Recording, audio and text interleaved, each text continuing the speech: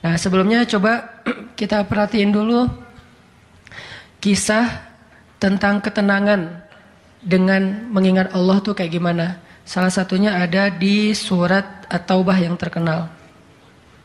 A'udzu billahi minasy syaithanir rajim. Illa tansuruhu faqad nasarahu Allah.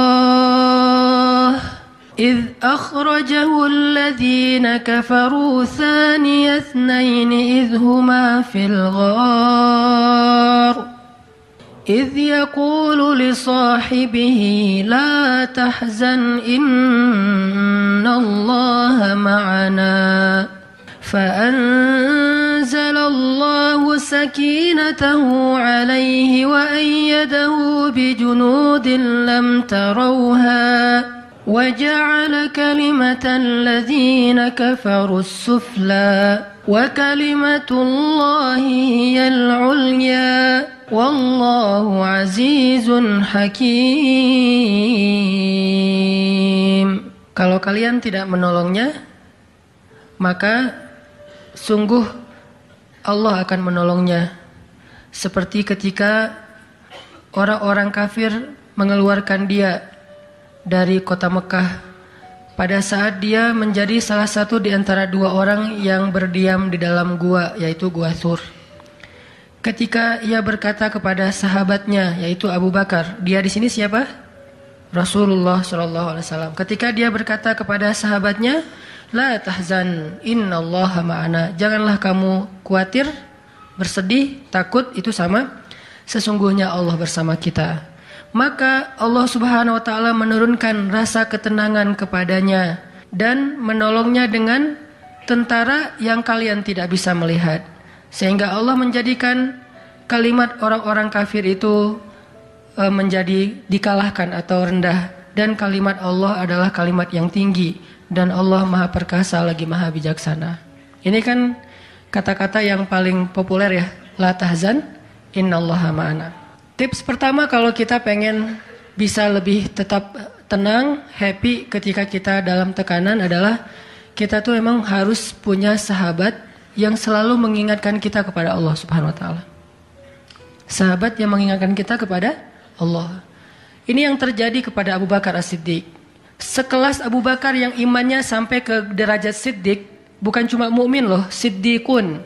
Kan ada mukmin, ada muttaqin, ada siddiqin. Ini udah derajatnya siddiq. Arti siddiq itu udah nggak ada lagi keraguan di hatinya. Udah nggak ada lagi masalah sedikit pun. Ketika orang-orang ragu, Abu Bakar tetap yakin. Salah satu kasusnya pas Nabi pulang Isra Mi'raj. Nabi bilang bahwa saya baru pulang dari Palestina dan baru naik ke langit semalam. Diberitakan ini kepada orang-orang kafir Quraisy. Tapi orang-orang kafir Quraisy nggak percaya. Lalu ketika para sahabat-sahabat lain mendengar, mereka kayak ragu-ragu gitu. Benar nggak ya? Benar nggak ya?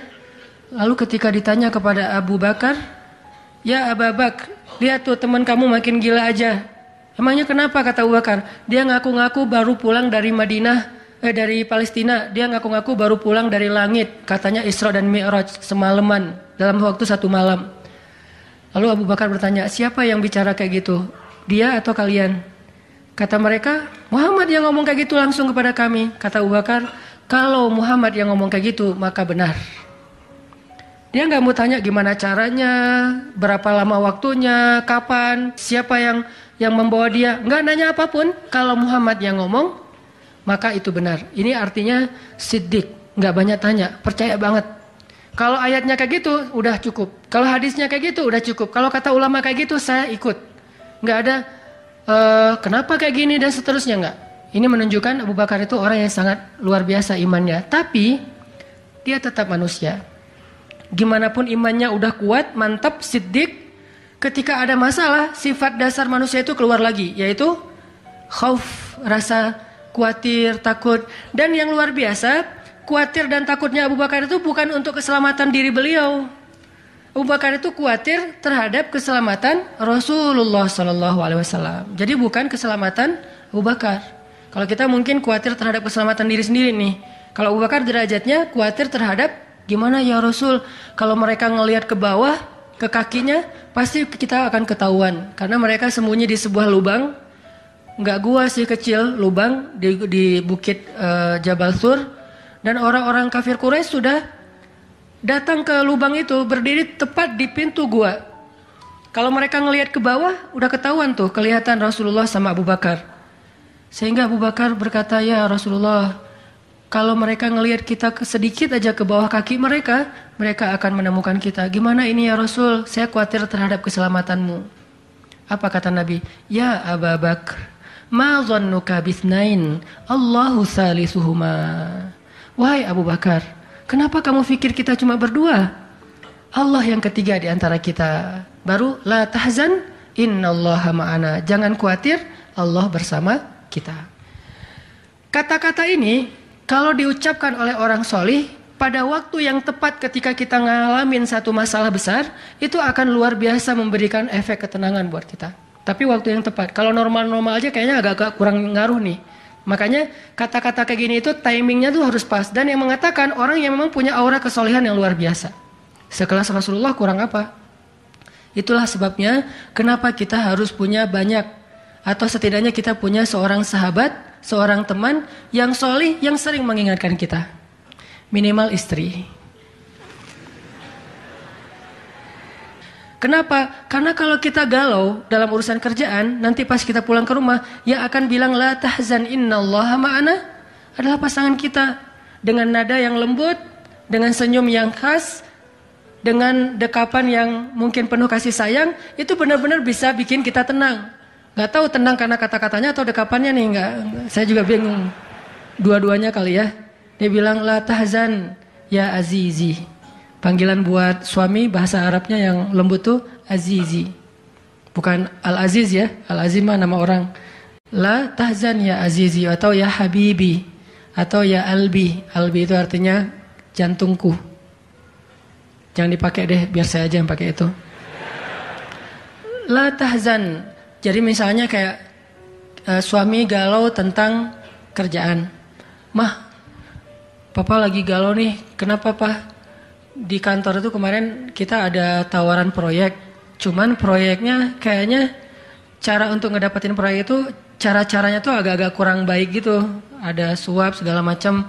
Tapi itu proyeknya untung besar loh Mah. Nah kalau kita nggak suap, kita nggak akan dapat proyek itu. Ini gimana nih Mah? Diambil enggak? Kan galau nih, udah istikharah belum mantap nih hatinya. Istrinya yang bilang, Papa, Allah yang kasih kita rezeki. Kalau Papa ninggalin sesuatu karena Allah, Allah akan ganti dengan yang lebih baik. Pasti dari booster ya mah. Nyontek gitu ya. Kalau dia ngomong kayak gitu kan jadi mantap nih. Kayak saya juga pernah ngerasain lagi kayak sedih gitu, lagi galau karena satu urusan. Istri mengatakan, udah serahin aja sama Allah. Kan jadi mantap kan hatinya. Hal-hal yang kayak gini nih. Kalau belum punya pasangan, teman. Sehingga Nabi mengatakan, Al-mar'u ala dini khalilih. Seseorang itu bergantung loh kepada tingkat kesolehan temannya. Kalau temannya soleh, insya Allah dia akan terjaga oleh teman itu ketika dinasihati, diingatkan. Saya aja ngerasa banget yang kayak gitu. Ada masa-masa ketika saya kayak futur. Futur itu teman-teman artinya lagi lemah imannya. Mungkin banyak lalai, banyak main, sedikit manfaat. Walaupun ada juga banyak main, banyak manfaat. Itu mah tagline entah siapa akunnya gitu. Lagi futur nih ya, lagi futur. Lemah, ngerasa bangun tahajud kayak susah gitu. Ke masjid males, zikir gak khusyuk, tilawah Al-Quran gampang ngantuk. Jalan sama seorang teman saya yang dia bukan ustadz sama sekali. Bahkan dia ngakunya belajar ke saya. Gak tahu benar apa enggak. Yang sejatinya mungkin saya belajar ke dia. Lagi jalan, setelin tilawah Al-Quran. Yang baca saya lagi tuh. CD tilawah Al-Quran saya. Saya kan gak pernah mendengar CD sendiri. Pas diputerin itu siapa? Lah itu ustadz. Oh ya. Baca surat Al-Mulk. Tabarakalladzi biyadihil mulku wa huwa ala kulli syai'in qadir. Pas sampai di ayat-ayat tentang Jahannam, tentang neraka, tentang apa, walaqad zayyana sama ad-dunya bimasabih dan seterusnya, dia nangis. Dia nyetir nih, dia nangis. Saya ketika ngelihat dia nangis, saya dapat hidayah. Jadi saya dapat hidayah bukan hanya dengan mendengar bacaan itu, tetapi karena dikondisikan oleh seorang teman, saya ngerasa, duh, Masya Allah ya, dia yang dengerin bacaan saya bisa nangis, saya dengerin diri saya sendiri nggak nangis, kan ada masalah nih. Akhirnya saya jadi insaf itu kemudian istighfar, astagfirullah, Allah saya kayak ada masalah nih, mulai belajar dari dia, Pak, gimana sih kok bisa kayak gitu? Ustadz kan lebih tahu ilmunya mungkin, tapi kalau pengalamannya Bapak pasti lebih tahu. Rahasianya apa? Ternyata rahasianya emang dia orang yang nggak pernah dengar yang lain selain mendengar bacaan Al-Quran. Jadi buat dia bacaan Al-Quran itu benar-benar entertain buat dia. Oh, berarti kita harus lebih banyakin lagi dengerin Al-Quran. Kalau kita dengar musik sekali, berarti dengar Qurannya 3 kali harusnya, baru masih agak-agak proporsional nih. Sehingga gampang kesentuh, hatinya itu mudah. Tapi pelajarannya tetap teman yang membawa kita kepada sesuatu. Ternyata triknya pertama, mengingat Allah itu kan bukan cuma menyebutkan Allah. Tapi ketika kita sedang dalam keadaan bingung, khawatir, galau, sedih, tertekan, panik, tiba-tiba teman kita mengingatkan kita kepada Allah dengan bahasa yang sederhana. Kalau bahasa sederhananya Al-Quran, la tahzan, innallaha ma'ana. Dan itu boleh diterjemahin ke bahasa yang lebih sederhana versi kita. Karena itu bahasa Al-Quran yang mungkin buat sebagian orang nggak dapat nih, karena mungkin nggak paham bahasa Arab. Jadi kalau teman kita lagi sedih jangan bilang, la tahzan dong, innallaha ma'ana. Apaan tuh lu baca Quran gitu ya? Nggak ngerti kan dia? Kita bisa terjemahin, udah tenang aja, Allah yang bantu. Tenang aja, Allah yang beresin. Tenang aja, serahin aja kepada Allah. Allah itu sebaik-baik kita nyerahin sesuatu. Ngomong kayak gitu tuh kena. Kalau timingnya pas kita lagi ngalamin satu masalah. Terutama masalah-masalah kayak masalah rezeki itu paling bikin kita sering panik. Kehilangan sesuatu, ditipu orang, segala macam. Kita bilang, udah nggak apa-apa, nanti Allah ganti yang dengan yang lebih baik. Allah yang ganti gitu. Allah yang ganti. Tenang tuh jadinya.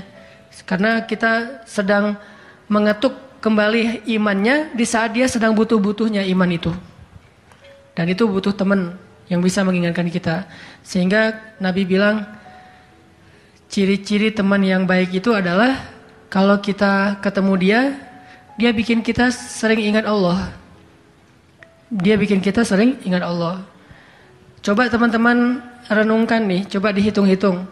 Kita kalau ketemu teman ngomongin dunia berapa sering? Terus ngomongin Allah berapa sering? Kan jarang banget kita ketemu teman ngomongin tentang Allah kan? Dan kayaknya nggak tahu juga bahannya mau ngomongin apa tentang Allah. Kita ngomongin tentang Allah yuk. Ngomongin tentang Allah, apaan tuh? Kan bingung dia tuh. Maksud lo qul huwallahu ahad gitu. Atau ayat kursi. Berarti kita belum terbiasa bicara tentang Allah. Nah ini yang harus kita coba latih pelan-pelan nih. Kita lihai banget nih. Bisa smooth banget masuk ke tema tentang dunia. Bisa ganti-ganti topik. Dan semuanya tentang dunia. Tentang kuliner, tentang kerjaan, tentang jodoh, tentang kuliah, tentang pendidikan, tentang apapun. Tentang teman. Bisa dengan mudah dan seru gitu ngomongin tentang dunia teh. Dan itu bukan sesuatu yang dilarang memang. Cuman kok nggak seimbang kita ngomongin tentang Allah Subhanahu Wa Taala? Coba kita belajar cari teman yang udah sefrekuensi dulu. Arti sefrekuensi bukan sama-sama udah baik, sama-sama udah niat pengen memperbaiki diri, sama-sama udah punya tekad kita pengen hijrah nih. Lagi-lagi bukan merasa diri kita lebih baik dari orang lain, tapi yang udah sefaham supaya nggak banyak perdebatan. Ajak dia ngobrol tentang Allah pelan-pelan dan secara bertahap, gak bisa langsung ngejos. Gak bisa langsung, coba lo sebutin rububiyah, asma Allah yang 99 apa aja. Itu mah cerdas cermat ya. Tapi kita ngomongin Allah tuh baik banget loh, kemarin gini. Allah aja yang diomongin, sehari minimal kita ngomongin Allah itu sekali deh. Dan sekali itu jadi obrolan, bukan cuma mention doang ya, tapi obrolan gitu. Jadi diskusi sekali aja sehari dan nggak harus lama, mungkin cuma 5 menit. Kalau kita nggak bisa ngelakuin itu secara spontan, nggak apa-apa di setting. Kita ketemu sama teman kita bikin kayak program gitu. Kita kalau ketemu pokoknya harus sekali sehari ngomongin tentang kebesaran Allah. Coba digituin.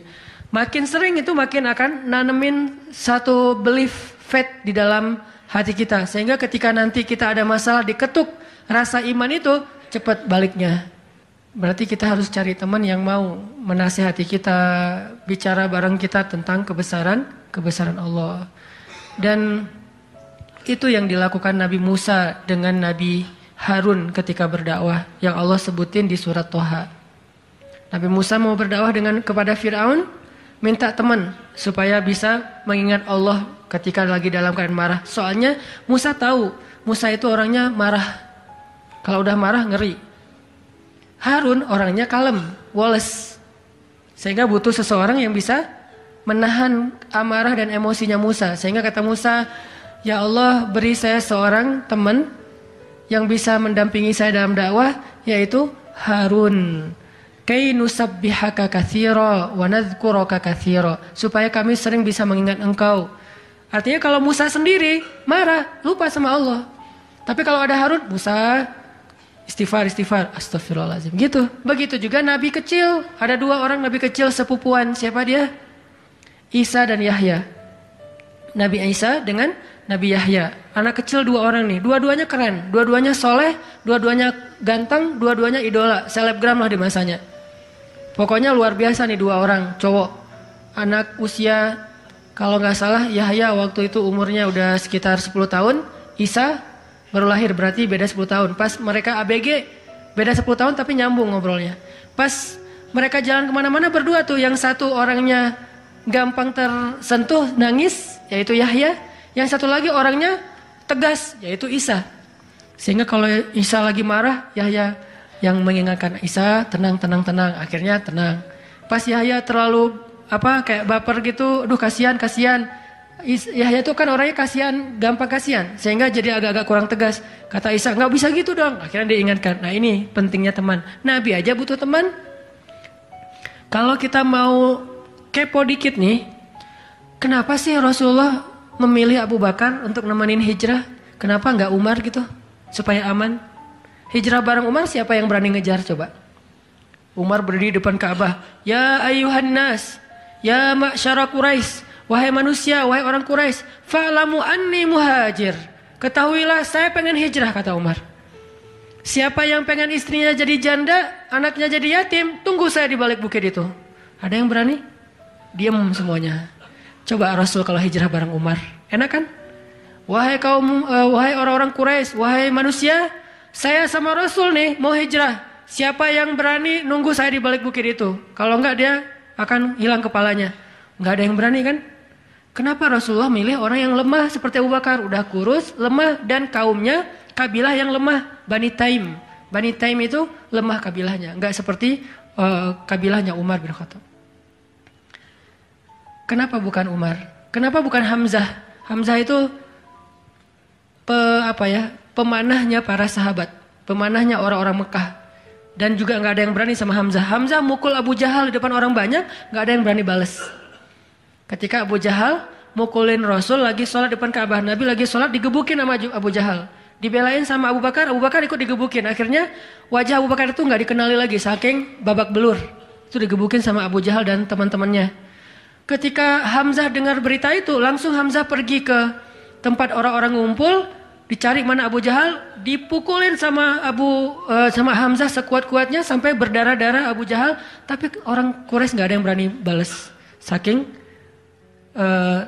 terpandangnya Hamzah. Kenapa nggak dengan Hamzah, pamannya sendiri? Atau kenapa nggak dengan Utsman gitu, yang kaya raya, yang bisa memberikan fasilitas VIP untuk Rasulullah, naik mobilnya Alphard gitu, nyaman hijrah. Kenapa Abu Bakar yang udah jatuh miskin, fisiknya lemah, kabilahnya tidak dipandang? Kenapa? Karena Abu Bakar itu yang paling solih di antara semua sahabat. Jadi pilihannya kesolihan, bukan kekuatan fisik. Kenapa? Kesolihan itu bisa menutupi kekuatan fisik yang kurang. Kenapa? Allah yang maha kuat. Kesolihan bisa menutupi kurangnya harta, Allah yang maha kaya. Kesolihan bisa menutupi kekurangan dari dukungan kabilah. Allah lebih banyak lagi dukungan dari langit dan bumi. Yang dicari oleh Rasulullah itu adalah teman yang soleh. Ya Abu Bakar, temani saya hijrah. Siap ya Rasulullah. Hasilnya apa? Dikejar-kejar sama orang Quraisy karena mereka nggak takut dengan Abu Bakar. Tapi Ketika mereka mau ketemu dengan Rasulullah dan Abu Bakar di dalam gua, Allah palingkan wajah mereka dari melihat ke bawah kaki mereka. Allah punya banyak cara. Ada ulama yang bilang bukan cuma dipalingkan, tapi tiba-tiba merpati bikin sarang di situ laba-laba, walaupun ada perdebatan di antara ulama ini hadisnya sahih atau enggak. Yang jelas, yang pasti nih, Allah melindungi mereka dengan banyak cara sehingga nggak bisa ditangkap. Allah yang bertindak.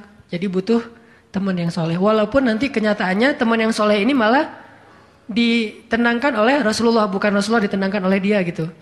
Kan nyari teman yang soleh biar bisa menenangkan nih. Ternyata pas ada masalah, Rasul gimana?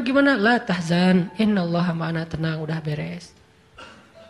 Bisa nggak kita coba latihan ini? Kalau kita berteman dengan seseorang, niat kita pengen saling mengingatkan. Wa tawasau bil haq, yaitu mengingatkan tentang Allah. Wa tawasau bis shab. Itu kayak gitu tuh ayatnya. Pertama hak dulu, kedua sabar. Kalau nasihatnya udah benar, insya Allah sabar.